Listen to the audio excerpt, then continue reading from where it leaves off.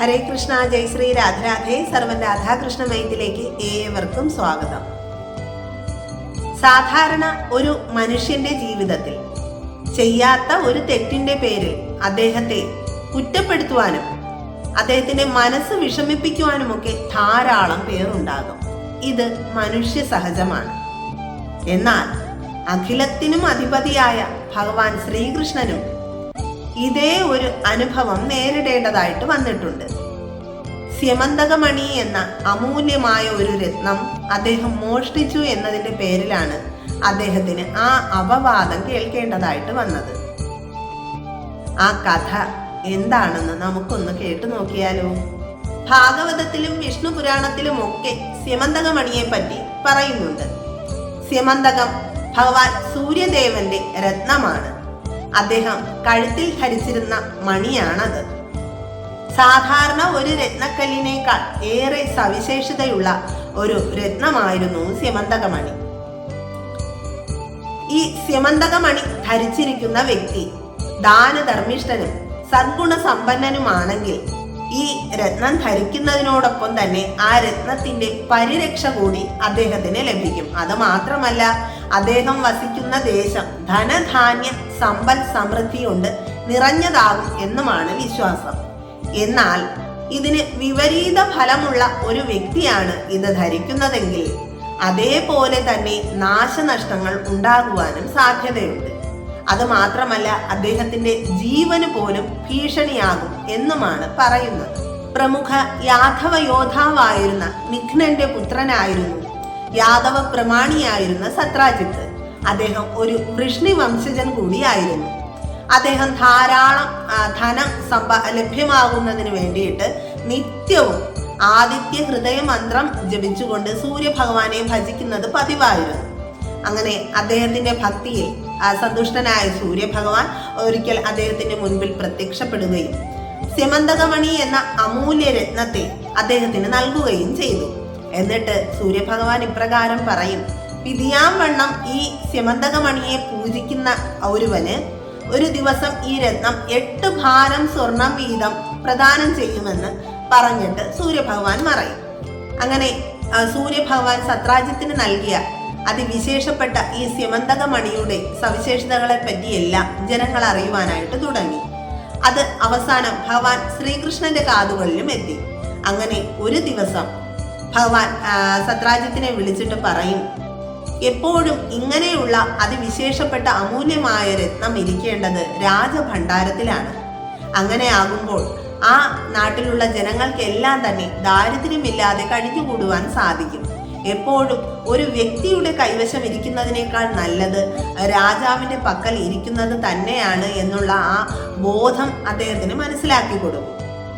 അങ്ങനെ അദ്ദേഹം പറയും, ആ രത്നം അങ്ങ് എന്തായാലും ഉഗ്രസേന മഹാരാജാവിനെ, അതായത് ശ്രീകൃഷ്ണ ഭഗവാന്റെ മുഗ്ധച്ചനായ ഉഗ്രസേന മഹാരാജാവിനെ ഏൽപ്പിക്കാനായിട്ട് പറയും. ഒരു വ്യക്തിയുടെ കൈവശമാണ് ഈ രത്നം ഇരിക്കുന്നതെങ്കിൽ ആ വ്യക്തിയെ ചുറ്റിപ്പറ്റി നിൽക്കുന്നവർക്ക് മാത്രമേ അതിന്റെ ഫലം ലഭിക്കുകയുള്ളൂ. പക്ഷേ ഇത് രാജസന്നിധിയിലാകുമ്പോൾ ആ രാജ്യത്തുള്ള എല്ലാ പ്രജകൾക്കും അതിന്റെ ആ ഫലം ലഭിക്കുകയും ചെയ്യും എന്നാണ് ഭഗവാൻ മനസ്സിലാക്കി കൊടുക്കുന്നത്. പക്ഷേ സത്രാജിത്തിന് ഇത് തീരെ ഇഷ്ടമുള്ള കാര്യമല്ലായിരുന്നു. അദ്ദേഹം അതിന് മറുപടി ഒന്നും പറയാതെ ഭഗവാൻ കാണാതെ തന്നെ അദ്ദേഹം അവിടെ നിന്ന് മറയുകയാണ് ചെയ്തത്. പക്ഷേ ഭഗവാൻ അതിലൊട്ടും വിയോജിപ്പൊന്നുമില്ലായിരുന്നു. ഭഗവാൻ ഒന്നും പറഞ്ഞില്ല, പുഞ്ചിരിച്ചത് മാത്രമേ ഉള്ളൂ. അദ്ദേഹത്തിന് താല്പര്യമില്ലാതെ തരാൻ അതുകൊണ്ട് തന്നില്ല. അങ്ങനെ മാത്രം അദ്ദേഹം മനസ്സിലാക്കി അതിനെ പുഞ്ചിരി തൂക്കി വിടുകയാണ് ചെയ്തത്. ഒരിക്കൽ സത്രാജിത്തിന്റെ അനുജനായ പ്രസേനൻ ഈ സ്യമന്തകമണിയെടുത്ത് കഴുത്തിൽ ധരിച്ചുകൊണ്ട് ഉൾക്കാട്ടിലേക്ക് നായാട്ടിനായിട്ട് ഒരു കുതിരപ്പുറത്ത് കയറി പോകും. അപ്പോൾ ആദ്യമേ പറഞ്ഞു കഴിഞ്ഞു സ്യമന്തകമണിയുടെ സവിശേഷതയെ പറ്റി. നല്ല മനസ്സിന് ഉടമയല്ലാത്ത ഒരു വ്യക്തി ഈ രത്നം ധരിക്കുകയാണെങ്കിൽ അദ്ദേഹത്തിന്റെ ജീവന് പോലും ഹാനി സംഭവിച്ചേക്കാമെന്ന്. അങ്ങനെ അദ്ദേഹം നായാട്ടിനായിട്ട് പോകുമ്പോൾ വഴിമധ്യത്തിൽ ഒരു സിംഹത്തിനെ കാണുകയും ഈ രത്നത്തിന്റെ ആ തീവ്രമായ ശോഭയാൽ കണ്ണഞ്ചിപ്പിക്കുന്ന ഈ ശോഭ കാരണം ഈ സിംഹത്തിന് അതിദേഷ്യം, അതിന് എന്തെന്നില്ലാത്ത കോപം ഉണ്ടാവുകയും സത്രാജിത്തിനെ ആക്രമിക്കുകയും അദ്ദേഹത്തെ വധിക്കുകയും ചെയ്തു. അതിനുശേഷം ഈ രത്നവും എടുത്തുകൊണ്ട് അത് ഉൾക്കാട്ടിലേക്ക് പോകും. അങ്ങനെ ആ ഉൾക്കാട്ടിലായിരുന്നു ജാംബവാൻ താമസിച്ചിരുന്നത്. ശ്രീരാമ പട്ടാഭിഷേകത്തിന് ശേഷം ശ്രീരാമസ്വാമിയിൽ നിന്നും വേർപിരിഞ്ഞ ജാംബവാൻ ഒരു ഗന്ധർവ സ്ത്രീയെ വിവാഹം ചെയ്ത് ഈ ഉൾവനത്തിലായിരുന്നു 2 മക്കളുമായി താമസിച്ചിരുന്നത്. അപ്പോ ഈ സിംഹം അമൂല്യമായ ഒരു രത്നം കടിച്ചുകൊണ്ട് പോകുന്നത് ജാംബവാൻ കാണുകയാണ്. അങ്ങനെ ഈ സിംഹത്തിനെ ആക്രമിച്ച് കീഴ്പ്പെടുത്തിയതിനു ശേഷം ഈ രത്നം എടുത്തുകൊണ്ട് അദ്ദേഹം തന്റെ ഇളയ പുത്രനായ സുകുമാരന് കളിക്കുവാനായിട്ട് കൊടുക്കും. അങ്ങനെ വനത്തിൽ നായാട്ടിനായിട്ട് പോയ പ്രസേനൻ തിരിച്ചെത്താത്തതിനെ തുടർന്ന് സത്രാജിത്ത് തന്റെ പരിവാരങ്ങളോടൊപ്പം വനത്തിലേക്ക് പോവുകയാണ്. അങ്ങനെ വനമധ്യത്തിൽ വെച്ച് സത്രാജിത്ത് തന്റെ അനുജനായ പ്രസേനൻ മരിച്ചു കിടക്കുന്നത് കണ്ടു. അത് മാത്രമല്ല, അദ്ദേഹത്തിന്റെ കഴുത്തിൽ ധരിച്ചിരുന്ന സ്യമന്തകമണിയും കാണാനില്ലായിരുന്നു. അങ്ങനെ ആകെ വിഷമിച്ച സത്രാജിത്ത് പറയും, ഇത് ചെയ്തത് മറ്റാരുമല്ല, ശ്രീകൃഷ്ണൻ തന്നെയാണ് ഇത് ചെയ്തത്. കാരണം അദ്ദേഹം എൻ്റെ അടുത്ത് വന്നിട്ട് ഈ സ്യമന്തകരത്നം ചോദിച്ചായിരുന്നു. അത് ഞാൻ കൊടുക്കാത്തതിൻ്റെ വൈരാഗ്യമാണ് തൻ്റെ അനുജന് മേൽ കാട്ടിയത് എന്നാണ് അദ്ദേഹം പറഞ്ഞത്. അത് മാത്രമല്ല, കുട്ടിനാളിലെ മുതൽ കട്ടും മോഷ്ടിച്ചും ജീവിച്ച ഒരാളായിരുന്നു ശ്രീകൃഷ്ണൻ. ചെറുപ്പകാലത്തുള്ള ആ ശീലം വലുതായാലും മാറുമോ? വേലി തന്നെ വിളവ് ഭക്ഷിക്കാൻ തുടങ്ങിയാൽ എങ്ങനെയാണ് ശരിയാവുക? അദ്ദേഹത്തിൻ്റെ ചെറുപ്പകാലം മുതൽ തുടങ്ങിയ ഈ ശീലം എത്ര വലുതായാലും അത് മാറുകയുമില്ല.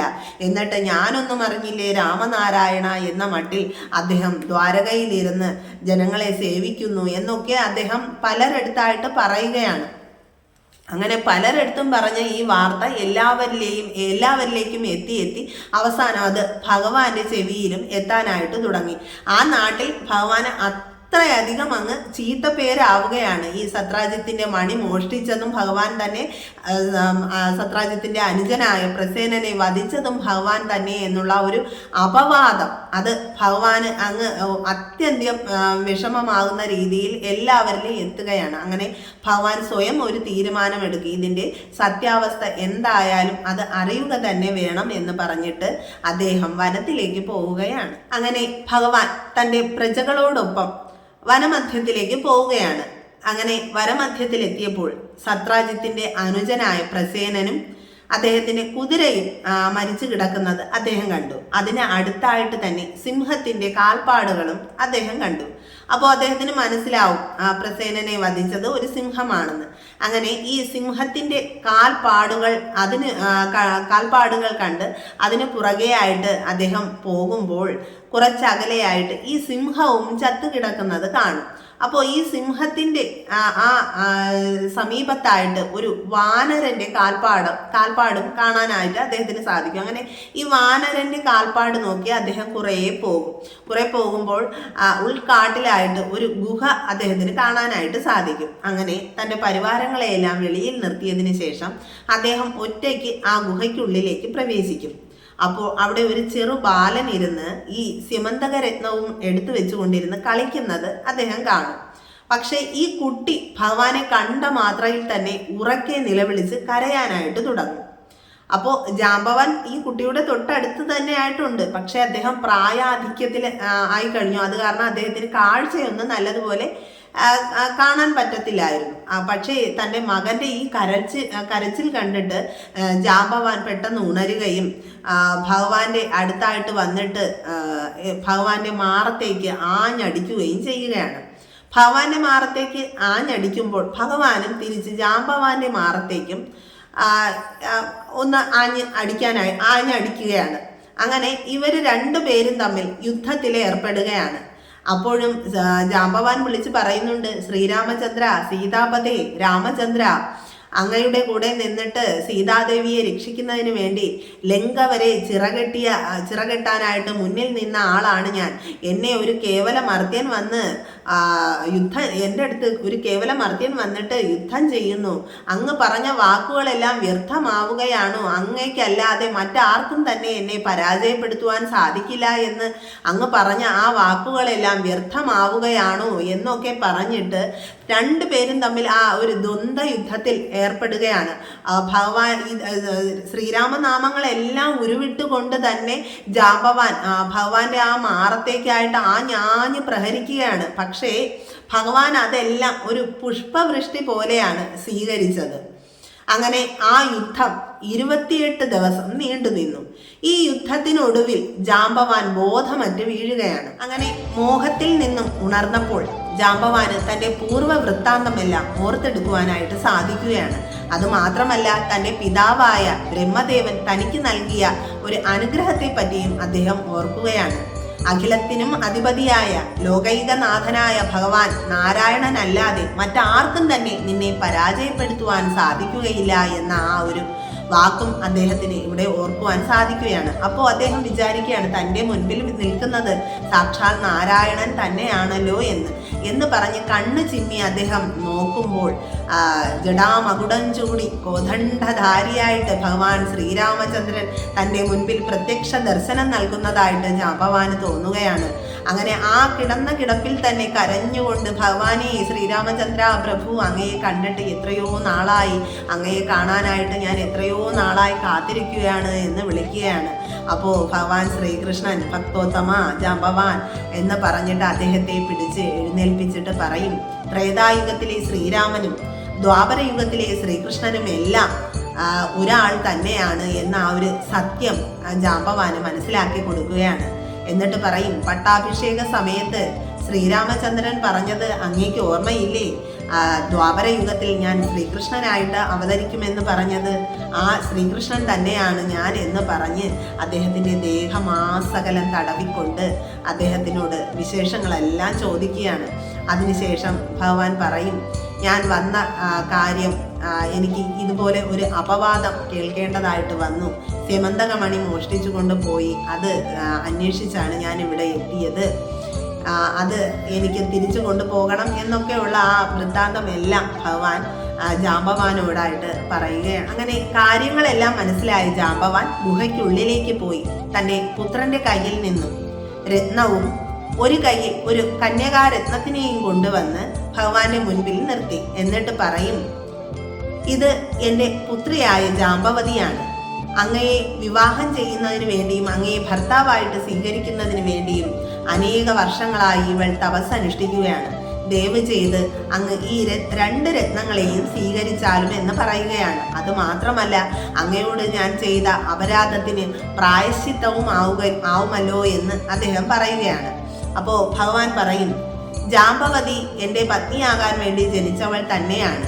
ഇവളെ സ്വീകരിക്കുന്നതിന് വേണ്ടി ഇങ്ങനെ ഒരു സന്ദർഭം ഇപ്പോൾ ഉണ്ടായി എന്ന് മാത്രം എന്ന് ഭഗവാൻ പറയും. അപ്പോ ജാമ്പവാൻ പറയും, അങ്ങയുടെ ദശ അവതാരങ്ങളും കണ്ടു കഴിഞ്ഞാൽ മാത്രമേ എനിക്ക് ഈ ലോക ജീവിതത്തിൽ നിന്ന് മുക്തി നേടുവാനായിട്ട് സാധിക്കുകയുള്ളൂ. ഈ ദശ അവതാരങ്ങളിൽ വെച്ച് ഏറ്റവും ശ്രേഷ്ഠം ശ്രീകൃഷ്ണ അവതാരമാണ് എന്ന് ഞാൻ മനസ്സിലാക്കി കഴിഞ്ഞിരിക്കുന്നു. അതുമാത്രമല്ല, അങ്ങേക്ക് ഞാൻ എൻ്റെ മകളെ നൽകുകയും ചെയ്തു. ഇനി എനിക്ക് മുക്തി നേടേണ്ട സമയമായി. അതിന് അങ്ങ് എന്നെ അനുഗ്രഹിക്കണമേ എന്ന് പറയുകയാണ്. അങ്ങനെ ജാമ്പവാന് മുക്തി നേടാനായിട്ടുള്ള എല്ലാ അനുഗ്രഹവും കൊടുത്ത് ഭഗവാൻ ഗുഹയ്ക്ക് വെളിയിലേക്ക് വരും. അപ്പോൾ തൻ്റെ 12 അനുചരന്മാരെയും അദ്ദേഹത്തിന് അവിടെ കാണാൻ സാധിക്കില്ല. അങ്ങനെ ഭഗവാൻ ഗരുഡാരൂഢനായിട്ട് ജാമ്പവതി സമേതം ദ്വാരകയിലേക്ക് പോവുകയാണ്. അപ്പോ ഈ വെളിയിൽ നിന്ന് 12 അനുചരന്മാരും അവിടെ 12 ദിവസം തങ്ങിയതിന് ശേഷം ഭഗവാനെ ഗുഹയിൽ നിന്നും പുറത്ത് കാണാത്തതിനെ തുടർന്ന് ഭഗവാൻ വധിക്കപ്പെട്ടു എന്ന് കരുതി അവർ ദ്വാരകയിലേക്ക് തിരിച്ചു വരികയും ഈ വൃത്താന്തമെല്ലാം അവിടെ മുഴുവൻ പാട്ടാക്കുകയും ചെയ്യും. അങ്ങനെ എല്ലാവരും ഭഗവാന്റെ വിയോഗത്താൽ വിഷമിച്ചിരിക്കുന്ന സമയത്താണ് ജാമ്പവതിയുമായിട്ട് അദ്ദേഹം ദ്വാരകയിലേക്ക് എത്തുന്നത്. അങ്ങനെ അതായത് നടന്ന സംഭവങ്ങളെല്ലാം വിവരിച്ച ശേഷം യാദവ പ്രമുഖന്മാരെ എല്ലാം വിളിച്ചു വരുത്തി ശൂരസേന മഹാരാജാവിൻ്റെയും ഉഗ്രസേന മഹാരാജാവിൻ്റെയും ബലരാമസ്വാമിയുടെയും ശ്രീകൃഷ്ണ ഭഗവാന്റെയും ഒക്കെ മധ്യത്തിൽ ഒരു സഭ കൂടി സത്രാജിത്തിനെ അവിടെ വിളിച്ചു വരുത്തുകയും ഈ നടന്ന സംഭവങ്ങളെല്ലാം അദ്ദേഹത്തിനോട് പറയുകയും ചെയ്തു. അപ്പോ ഇങ്ങനെ ഒരു അപവാദം പറഞ്ഞ് പ്രചരിപ്പിച്ചതിന്റെ പേരിൽ എല്ലാവരും കോപത്തോടു കൂടിയാണ് സത്രാജിത്തിനെ നോക്കിയത്. അങ്ങനെ കാര്യങ്ങളെല്ലാം പറഞ്ഞ് മനസ്സിലാക്കിയതിന് ശേഷം ശ്രീകൃഷ്ണ ഭഗവാൻ സ്യമന്തകമണി എന്ന് പറയുന്ന ആ അമൂല്യരത്നം സത്രാജിത്തിന്റെ കയ്യിൽ കൊടുക്കുകയാണ്. അങ്ങനെ സ്യമന്തകമണിയുമായി തന്റെ ഗൃഹത്തിലെത്തിയതിനു ശേഷം സത്രാജിത്ത് ആകെ വിഷമാവസ്ഥയിലായിരുന്നു. കാരണം താൻ പ്രചരിപ്പിച്ച ഒരു മിഥ്യാ അപവാദത്തെ പറ്റി ഭഗവാൻ എത്രത്തോളം വിഷമിച്ചു കാണും എന്ന് ആലോചിക്കും തോറും സത്രാജിത്തിന് ആകെ സ്വസ്ഥത കിട്ടിയിരുന്നില്ല. അദ്ദേഹം ഇതിനെന്താണ് ഒരു പോംവഴി എന്ന് ആലോചിച്ചു കൊണ്ടിരിക്കുമ്പോഴായിരുന്നു തൻ്റെ പുത്രിയായ സത്യഭാമയെയും സ്യമന്തകമണിയെയും കൂടി ഭഗവാന്റെ തൃപ്പാദങ്ങളിൽ സമർപ്പിച്ചാലോ എന്ന ഒരു തോന്നൽ അദ്ദേഹത്തിന് ഉണ്ടായത്. അങ്ങനെ അദ്ദേഹം അതിന് തീരുമാനമെടുക്കുകയും ചെയ്തു. പല രാജാക്കന്മാരും യാദവ പ്രമുഖന്മാരും ഒക്കെ സുന്ദരിയായ സത്യഭാമയെ വിവാഹം ചെയ്യുന്നതിന് വേണ്ടിയിട്ട് അഭ്യർത്ഥന നടത്തിയെങ്കിലും സത്രാജിത്ത് അതിനൊന്നും സമ്മതിച്ചില്ല.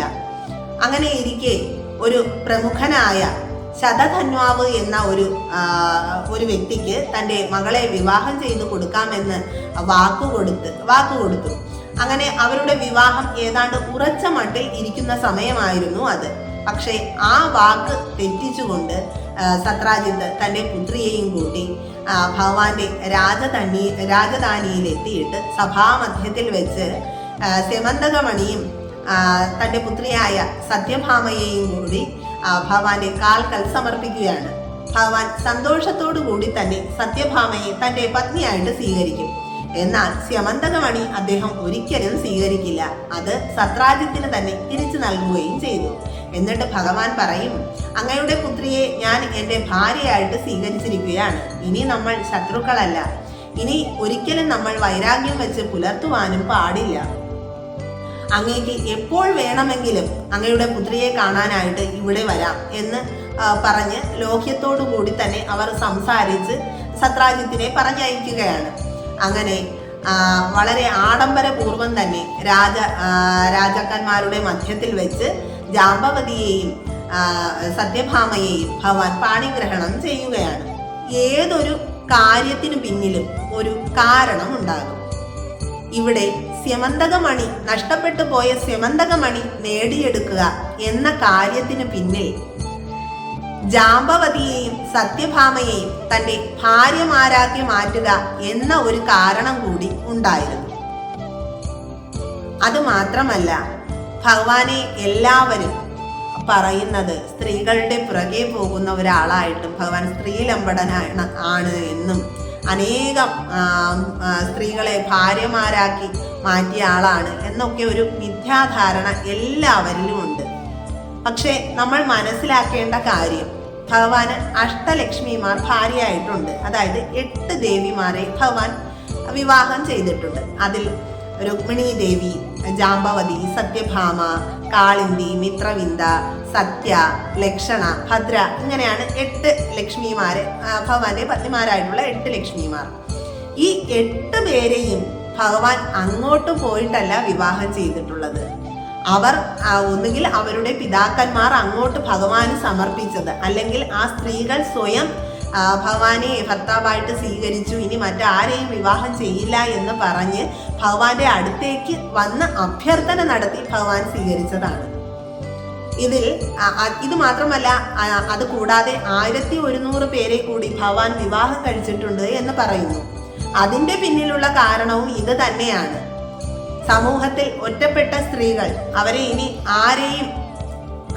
ആരും വിവാഹം കഴിക്കില്ല. അവരെ നരകാസുരൻ എന്ന് പറയുന്ന അതിക്രൂരനായ ഒരു ദുഷ്ടനായ ഒരു രാക്ഷസനായിട്ടുള്ള ഒരു രാജാവ് ഈ സ്ത്രീകളെ എല്ലാം ബലാത്കാരമായി പിടിച്ചുകൊണ്ടുപോയി അവരെ എല്ലാം പാർപ്പിച്ച് അവസാനം ഭഗവാൻ അവരെയൊക്കെ ഈ നരകാസുരനെ കൊന്നിട്ട് ഈ സ്ത്രീകളെ എല്ലാം മോചിപ്പിക്കും. പക്ഷേ ഒരു നാട്ടിലും അവരെ ആരും സ്വീകരിക്കില്ല. അവരെ സമൂഹത്തിലെ ഏറ്റവും മോശപ്പെട്ട സ്ത്രീകളായിട്ടാണ് പറയപ്പെടുന്നത്. അതുകൊണ്ട് അവർക്ക് എങ്ങും താമസിക്കാൻ കഴിയില്ല.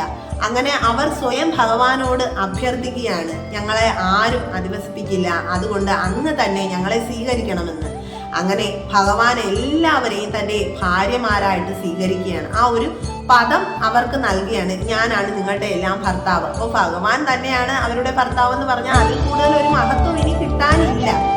അങ്ങനെ അവർക്കായിട്ട് ഒരു ദേശം തന്നെ ഭഗവാൻ കൊടുത്ത്, ഓരോ പാർപ്പിടങ്ങളും കൊടുത്ത് അവരെ എല്ലാ സമൃദ്ധിയോടുകൂടി ഭഗവാൻ അവിടെ വാഴിക്കുകയാണ് ചെയ്യുന്നത്. അല്ലാതെ എല്ലാവരും പറയുന്നത് പോലെ 1100 സ്ത്രീകളെയും അല്ലെങ്കിൽ 1108 സ്ത്രീകളെയും പുറകെ ഒന്നും ഭഗവാൻ പോയിട്ടില്ല. അവരെ എല്ലാം സംരക്ഷിക്കുകയാണ് ഭഗവാൻ ചെയ്യുന്നത്. അതിൻ്റെ പേരിലാണ് ഭഗവാൻ ഈ കലിയുഗത്തിലും ഇങ്ങനെ ഒരു അപവാദം കേട്ടുകൊണ്ടേയിരിക്കുന്നത്. ഇതിൻ്റെ സത്യാവസ്ഥ എല്ലാവരും മനസ്സിലാക്കണം. ഭഗവാൻ പോയിട്ടുണ്ടെങ്കിൽ അത് ഒരാളുടെ പുറകെ മാത്രമേ ഉള്ളൂ. അത് ഗോലോക വൃന്ദാവനീശ്വരിയായ വൃഷഭാനു മഹാരാജാവിൻ്റെയും കീർത്തിയമ്മയുടെയും പുത്രിയായിട്ട് ഉത്തർപ്രദേശിലെ ബർസാനയിൽ ജനിച്ച രാധാറാണി, അതായത് ആദിപരാശക്തിയുടെ അംശമായ രാധാറാണിയുടെ പുറകെ മാത്രമേ ഭഗവാൻ പോയിട്ടുള്ളൂ. അത് നടക്കേണ്ട വിധിപ്രകാരം അത് നടക്കേണ്ട കാര്യം തന്നെയാണ്. ഭൂമിയിൽ ഭഗവാൻ രാധാദേവിയുടെ പുറകെ പോയെങ്കിലും ഗോലോക വൃന്ദാവനത്തിൽ അവർ തന്നെയാണ് ഭാര്യാഭർത്താക്കന്മാര്. അതിന് ഒരു മാറ്റവുമില്ല. ദേവി ആദിപരാശക്തിയുടെ അംശവുമാണ്. അതുകൊണ്ട് ചേരേണ്ടവർ എപ്പോഴായാലും ചേരും. അത് ഭൂമിയിൽ അവതാരമെടുത്തപ്പോൾ ഇവിടെ അങ്ങനെയാണ് സംഭവിച്ചത്. പക്ഷേ ഗോലോകത്തിൽ അവിടെ ഭഗവാനും രാധാറാണിയും മാത്രമേ ഉള്ളൂ. ഇവിടെ രുക്മിണി ദേവിയുടെ കാര്യം പറയുകയാണെങ്കിലും നമുക്കറിയാം, എല്ലാവർക്കും അറിയാം, ഭൂമിയിലെ ആദ്യമായിട്ട് ഒരു പ്രണയലേഖനം അത് എഴുതിയത് രുക്മിണി ദേവി തന്നെയാണ് ഭഗവാന് സമർപ്പിക്കുന്നതിന് വേണ്ടിയിട്ട്. അങ്ങനെ ഭഗവാനെ അല്ലാതെ മറ്റാരെയും ഞാൻ എൻ്റെ ഭർത്താവായിട്ട് സ്വീകരിക്കുകയില്ല, അങ്ങനെ ഒരു സംഭവം ഉണ്ടായിക്കഴിഞ്ഞാൽ ഞാൻ എൻ്റെ ജീവൻ വെടിയും എന്ന് പറഞ്ഞിട്ട് ഭഗവാന് കത്തെഴുതി ഒരു ബ്രാഹ്മണൻ്റെ കയ്യിൽ കൊടുത്തയച്ചാണ് ഭഗവാൻ അത് വായിച്ചതിന് ശേഷം രുക്മിണി ദേവിയെ വന്ന് വിവാഹം കഴിക്കുന്നത്. അതൊക്കെ എല്ലാവർക്കും അറിയാവുന്ന കാര്യമാണ്. പക്ഷേ എല്ലാവരും ഭഗവാനെ ആ ഒരു തെറ്റിദ്ധാരണ, അത് എല്ലാവർക്കും ഉള്ളിലുള്ള ആ ഒരു തെറ്റിദ്ധാരണ മാറണം. ഭഗവാൻ അങ്ങനെ ഒരു വ്യക്തിയല്ല. സ്ത്രീകളുടെ മാനത്തിന് ഏറ്റവും കൂടുതൽ വില കൽപ്പിക്കുന്ന ഭഗവാനാണ് ഭഗവാൻ ശ്രീകൃഷ്ണൻ എന്ന് പറയുന്നത്. ആ ഒരു പരമതത്വം എല്ലാവരും മനസ്സിലാക്കണം. എല്ലാവർക്കും ഭഗവാന്റെയും രാധാറാണിയുടെയും അനുഗ്രഹം ഉണ്ടാകട്ടെ എന്ന് പ്രാർത്ഥിച്ചുകൊണ്ട് സർവം ശ്രീ രാധാകൃഷ്ണാർപ്പണമസ്തു. ജയ് ശ്രീ രാധേ രാധേ.